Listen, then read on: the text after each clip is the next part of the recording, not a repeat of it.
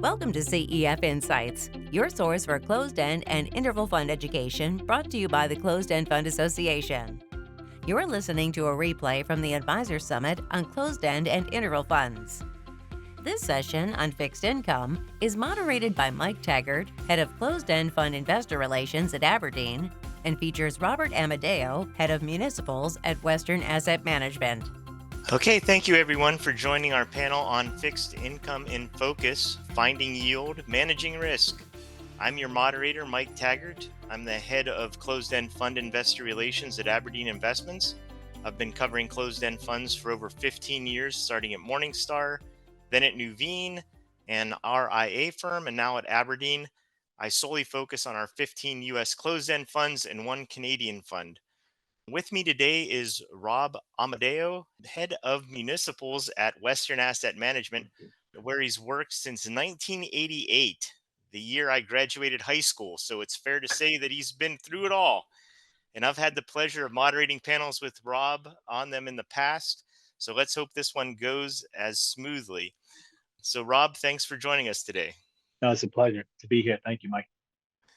So, Rob, let me start with this. The municipal market right now doesn't seem to be simply about finding yield, right? It's Mm, credit spreads are compressed, yield ratios are low, there's persistent political noise, tax mm. and reinvestment dynamics are shifting around. How are you actively managing your portfolios in this market? Yeah, sure. So thank you for that generous introduction and also the quick canvassing of the market dynamics. For a marketplace that is considered to be a safe haven or kind of a dull sleep at night asset class, there are certainly a lot of cross-cutting issues and cross currents in the marketplace. And I would say, just broadly to open up the conversation, municipal bonds and I was listening to the earlier panelists, and I think the conversation about financial assets broadly today covers the fact that things are tight or valuations reflect somewhat neutral to somewhat optimistic views, whether it's credit spreads, whether it's equities or what have you. And municipals aren't unique in that way. Credit spreads are tight. I would say yields are still generous from where they were a couple of years ago, but a little bit lower than where they were just a few months back. Ratios are somewhat attractive. And so the way we're kind of summarizing that is we're focused on a few things. One, we're focused on carry, which is income. We're focused on convexity, which is the potential for total return. But we're also focused on resilience. And so with that, you don't want to, within this market, find yourself into a value trap or essentially reaching for, say, 5 to 20 basis points of income, but and given the positive technicals, which is there's a lot of cash on the sidelines still to be reinvested, as well as there's a good healthy balance between supply and demand in the secondary to reach for yield in a marketplace where that eventually becomes a value trap. So you pick up 20 today, but you can't really get out of that trade. So it's the carry, convexity, resilience trade. And our clients are responding to that because the marketplace, munis, although things have full valuations, there's still good value to be found.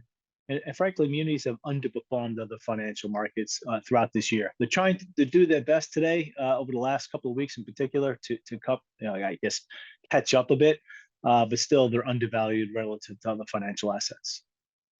Hey, undervalued. That's good. Carry, convexity, resilience. CCR sounds like a good ticker symbol. I'm surprised Yeah, it's I ticker like it. symbol. So you're telling me that taxable equivalent muni yields are attractive, right? And you Yes. just said munis have underperformed other fixed income sectors. So are you framing these then as a total return asset or pure income play? Like, how are you going to kind of market with the funds in municipal bonds in general? Yeah, thank you. It is a total return asset class. As I said, in relative sense, they've underperformed, so there's still good value to be found in the marketplace. So it is a total return story. But first, it's about income. And what's resonating with our clients is income with resiliency. So do your homework in terms of understanding what you own, potentially, although looking for opportunities, but potentially, what you own is what people need and things that they use and has kind of like a monopolistic type nature to it. So it's inelastic demand that has pricing power. It's not subjected to the volatility in policy, especially at the federal level. So, I think there's opportunities in there, and it's a total return story, but it's an income resilience story as well. Excellent. Yes. Again, resilience. Yes. And then kind of, obviously when you get into municipals, right? I mean, those of us like me, right? We just like to see municipals, right? Oh, they're just Yes. municipals. But then people like yourself, specialists, look at it and right, and it's more than just the municipal market, right? There's sectors. So, what sectors are you leaning into, and are there any that you're avoiding in the current market? Yeah. So municipal bonds generally can be broken down into two categories. One is a general obligation or tax-backed debt. Those are state GOs, local GOs, school districts, or some type of taxing authority. And people think that that's what the market is, but really, two-thirds of the market, if not more, are revenue bonds or essential service revenue bonds. So utilities, airports, bridges, mass transit systems, and such. And the primary purpose of the municipal bond marketplace, and I think people misalign what the primary purpose is. It's to finance the infrastructure of the United States, which is arguably the most sophisticated public works system in the world. And that's what municipal bonds finance, and they do quite a good job, an efficient job of financing that infrastructure. I know there's a lot of private capital, whether it be private equity, private debt, and all the other private markets looking to find their way into the public space. And we're active in that space as well. But the publicly traded, we'll call it the CUSIP, traded type bonds are still the most efficient way and lowest cost to finance the infrastructure in the United States. So what we're doing is we're preferring those sectors with the non-discretionary demand, that pricing power of monopoly. So it's essential service revenues first and foremost. But we're active in every sector, just to take a step back. We're active in every sector, but our focus is on those essential service revenue bonds like tolls, water and sewer, utilities, and such.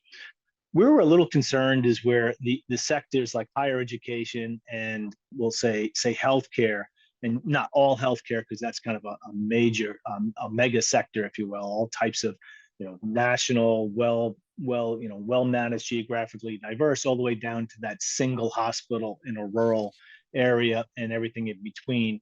Uh, but what we're concerned about is those sectors like healthcare and higher education that could be subjected to the volatility of federal policy. So what you want to do in this marketplace is anchor your portfolio and income first and foremost with essential service revenue bonds, kind of monopolies, pricing power, inelastic demand, and then separate credit risk from the headline risk, but look for opportunities and dislocations where, say, for example, in a higher education sector, we all know what's going on in the U.S. today within that sector, and the policy and the attacks and the potential for funding at the federal level or not.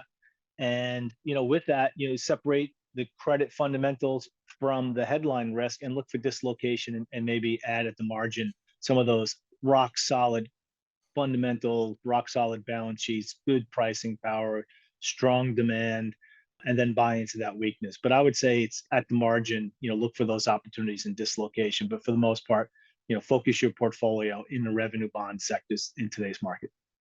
And if I could just kind of talk a little bit about the general obligation bonds, people like to talk sometimes about how the states and local municipalities are holding up from kind of to tax revenue Mm. standpoint.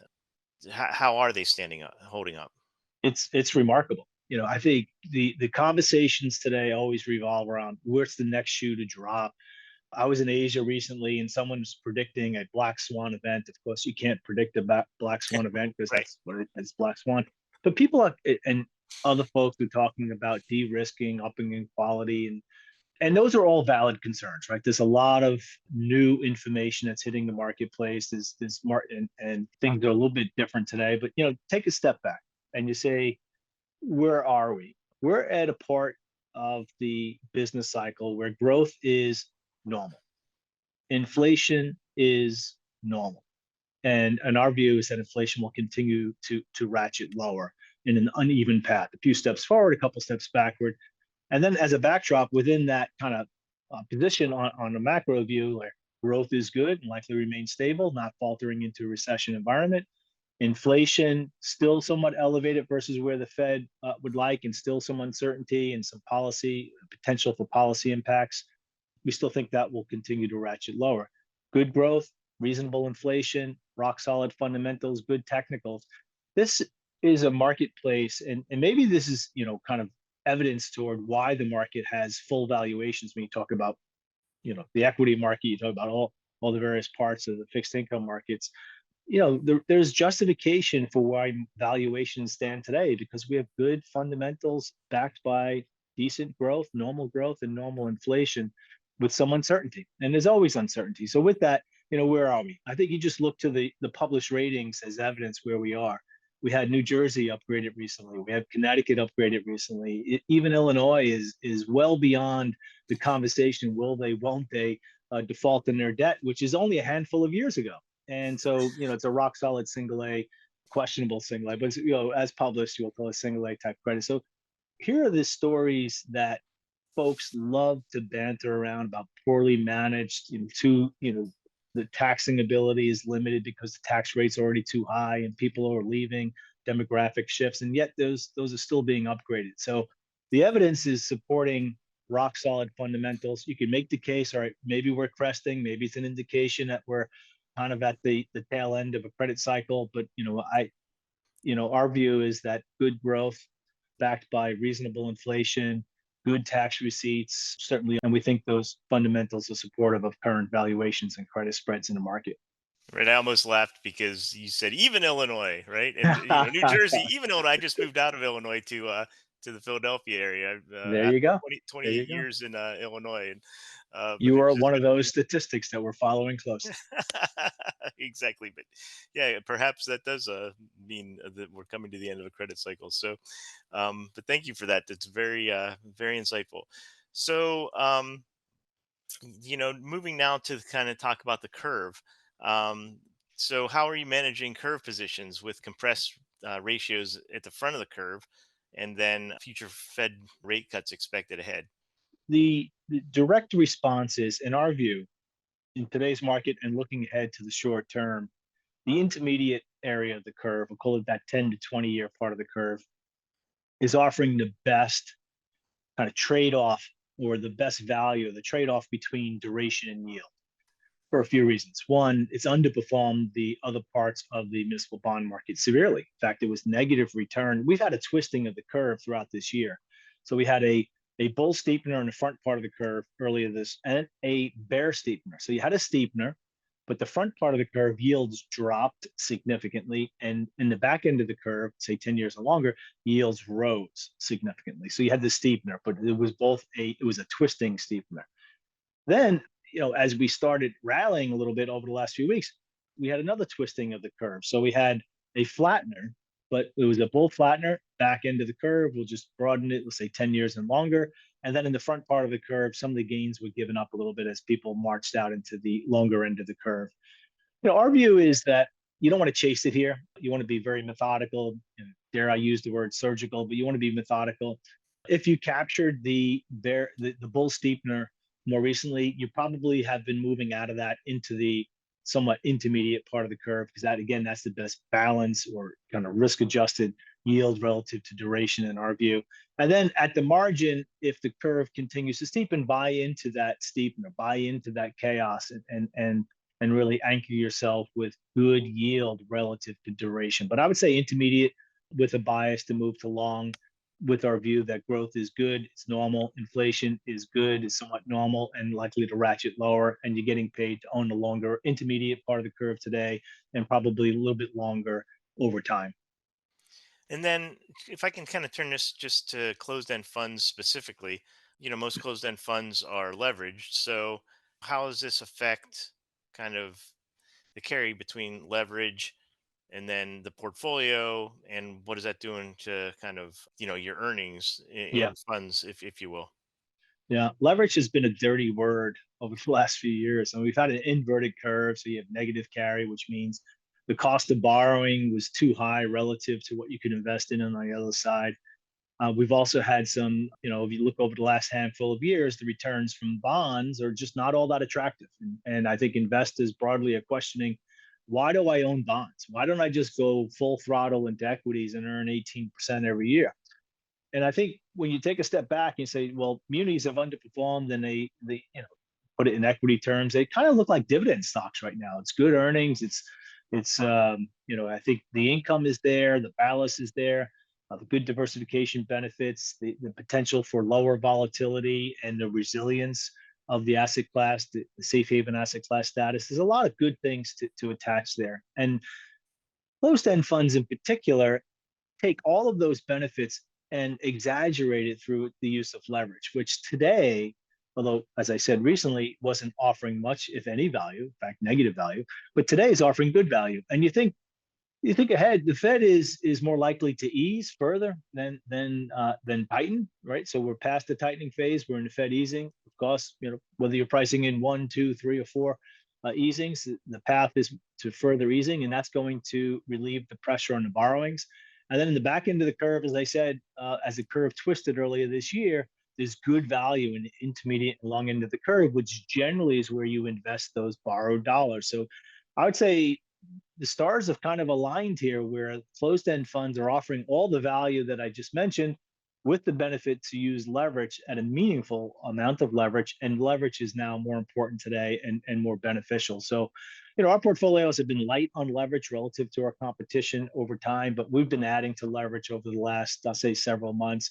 And I think that's a good strategy going forward. And more broadly, closed end funds are offering all the benefits of municipal bonds, and now the benefits of leverage are likely to kick in. Nice. Okay, thanks for that. And then kind of turning back to the muni treasury ratio thing that we were just talking about. So they're tight in the short maturities, sounds like, yet attractive in the longer maturities. Are we nearing fair value there or still in a constructive setup? Yeah, you really, it's all about the curve. I know people like to talk about long, short duration, upping in quality, going down in quality, and talking about credit. I think there's a few things that are overlooked in the muni bond market. Is first the slope of the curve and then structure. So first the slope of the curve. As I said, it's been twisting, whether it's a bear market or a bull market, it's been twisting. Our view is that the front end of the curve has benefited from the retail investor. As you know, retail investor has been sitting on large pools of cash. And we all know there's been CDs, there's lots of cash on the sidelines, and everyone has been trying to coach that off the sidelines into some type of investment, whether it be equities or fixed income.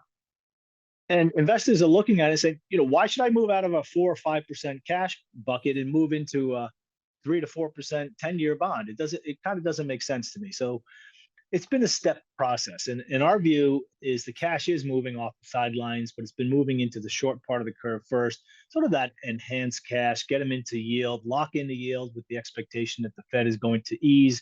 And then as they did ease, continued to ease. And so lock in those yields, get their appetite for duration back in line to more traditional investment styles, not sitting on the sidelines with just cash in your portfolios, and cash is looking attractive.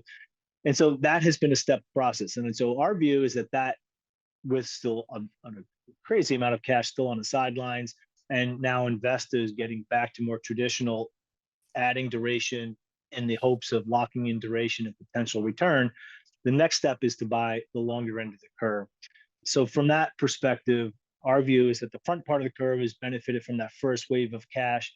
The intermediate and the long end of the curve has been hurt by the lack of demand or relative limited demand from cash moving out away from cash into duration, as well as the increase in supply in municipal bond market has been somewhat dramatic this year, and that's put some pressure onto the longer end of the curve, just because municipal debt is called level debt service, and that means it's like your home mortgage. You pay the same amount every month, but at the end of the payments, even though it's the same as it was the first month, in the last month, it's mostly principal, whereas the first month it's mostly interest. So a lot of the new supply is in the back end of the curve, and the demand is mostly in the front part of the curve. That's changing. And so, our view is that the technicals are more likely to continue along the same path where cash gets kind of put into the marketplace into duration type products.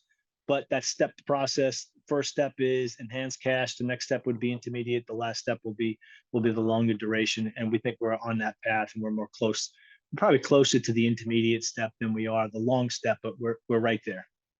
Okay, so it's kind of just a patient process. Yes. You're not chasing the credit spread. It's more like you said, Yes. you're looking more at duration. And then kind of to go back to what we were talking about earlier about general obligation credits, and you had mentioned it in relation to revenue bonds. to a degree, but we do hear kind of headline noise, federal funding volatility Yeah, with the states as well, right? So how are you navigating potential federal funding volatility in geo credits? Because I have to believe that there must be some, right? When you hear, oh, they're gonna just the animosity it seems towards some states. Yeah, I have to think there's some spillover effect to sure. the Yeah. to the general obligation credits. Yeah, this is the fun part of public finance. It's as you so skillfully did, Mike. You delicate dance, along those lines of a very heated conversation with what's more practical to this audience, which is how do I invest in this environment? And yeah, there's a current environment where fiscal federalism, where it's a separation of higher levels of government to lower levels of government, and what that means for your budgets. And although we are talking about it today more than I think ever before, again, thank you for that generous introduction. This is not new to us. When the federal budget has to be balanced, and we haven't seen that forever, but when they start cutting, traditionally what they do is they push programs to lower levels of government without fully funding it. Or they cut spending by not funding programs or trying to eliminate programs. And then the states and the local governments are forced to find ways to continue to fund those programs or or maybe concentrate them in particular service or delivery of that service. So it's not new, although it seems new and it seems more violent and chaotic than ever before. This is not new to us. So what are we doing? Well, first and foremost, as we said earlier, you understand what you own. You want to own those essential service revenue bonds with the pricing power and elastic demand. They're not subjected to federal policy, state policy, or even local policy as that fiscal federalism becomes more contentious. But again, it's not a new landscape. This is something we've seen in budget struggles, many, pretty much every budget cycle where there's a budget struggle. This is not new information. I would say what's different though is the targeting of specific sectors, and of course, healthcare has been in the crosshairs for many different administrations, and that's something we're watching very closely. Whether policy impacts healthcare broadly, or whether it impacts particular sectors or types of services like continuing care retirement communities versus single standalone hospitals versus those large national geographic well diverse, well managed type operations. And so those are the complexities within, what does this mean for my municipal portfolio? It means that you have to separate the credit risk from the headline risk and then take advantage of that potential disequilibrium. And another sector, as I said, is higher education. Certain schools are in the crosshairs, but you'd have to take a step back and say, well, if it impacts those large Ivy schools, and then the junior Ivy League schools are impacted by visas, no visas, and what have you, the demand where they're paying full freight, what does that mean for the balance sheets? And so, for us, it's a lot of credit work, and that's what it comes down to. So this fiscal federalism that we're talking about is not a new landscape for us from a credit perspective. The contentious nature of it, perhaps that's a little bit different than the last movie we watched, or the last series of events we've watched. It's a little bit different in how it's unfolding, impacting mostly healthcare as well as education. But let's not be too dismissive of what the potential secondary effects are. Our view is that those state and local governments that have less fiscal flexibility are more vulnerable than those that are well balanced, that are well managed, have good economic diversity, have good, well paying jobs. And there's a lot of factors that you have to consider. And, this is, I think, a nice way to kind of dovetail into what we're doing here at Western with, the advanced technology. Everyone says AI, but I think it's just really advanced technology. And what we're doing is we're transferring a lot of our traditional tools into this advanced technology so that we can conduct the same, apply our philosophy and our active management process using these advanced tools so we can apply it to a broader set of, increased number of issuers, increased surveillance of specific credits, types of credits, identifying whether it's covenant light or not, the vulnerabilities, the risk, all types of things that would be, it's incredibly labor intensive and still remains intensive. but now we're being helped by this advanced, call it AI. I guess we'll call it AI. And I'll give you an example. Within the credit surveillance, we conduct credit surveillance. We have 4 credit analysts, and people usually look at us and say, "You only have 4, but there's so many issuers in the muni bond market." Well, we cover more than 5,000 credits, and every day we download real time the new information that becomes available in the municipal bond market. Every new balance sheet that comes in becomes available in the municipal bond market is downloaded into our systems and ready for credit surveillance. And that credit surveillance is conducted using our proprietary credit surveillance system that we've built into our AI systems. And it'll scan all these documents for, what is different today versus prior, what is similar, what is different, and what is changing, and is our credit view changed? And so I think this is an environment where a firm like ours is well positioned.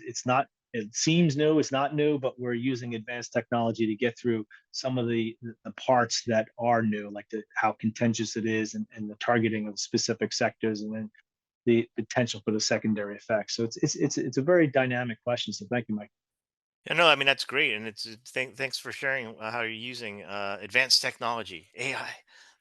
So we have like less than 2 minutes, and turning it back to closed-end funds, where municipal investors have traditionally wanted their funds to earn their distributions.